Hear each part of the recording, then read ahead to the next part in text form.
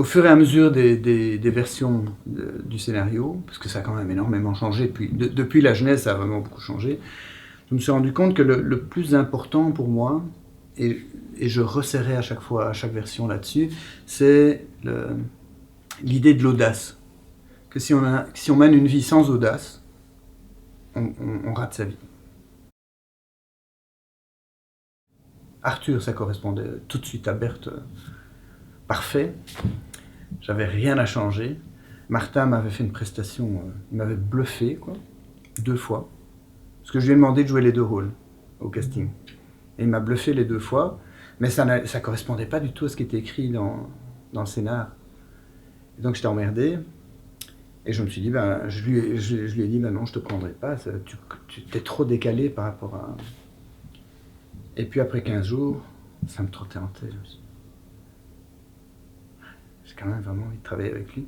Donc je l'ai rappelé, je lui ai dit, Martin, je m'excuse, je me suis trompé. Si tu es d'accord encore de tourner le film, je réécris le rôle pour toi. Avant la scène,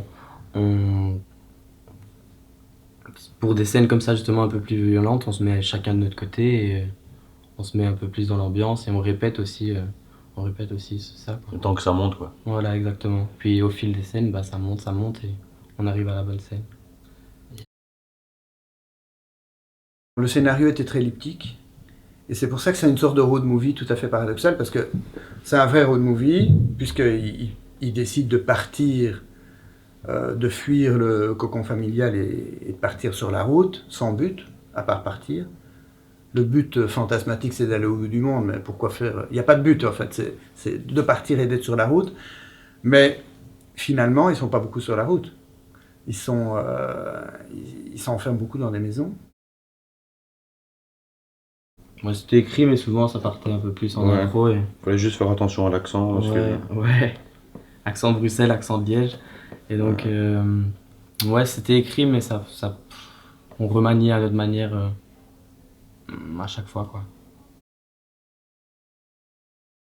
Pour moi, la plus belle scène du film, c'est la scène où ils projettent les dias sur leur corps, les dias de famille, de vacances, où ça commence par des images assez anecdotiques, puis ça se termine par des nus, et on rentre dans l'intimité de cette famille. Ils violent l'intimité de cette famille, mais ils se l'approprient en se la tatouant sur leur corps, quasiment. Pour moi, il n'y a rien de plus intime que ça. On fait des photos qui appartiennent au cercle familial et des gens se la collent sur leur peau. C'était vraiment le sommet ultime de l'appropriation de la vie des autres, en fait.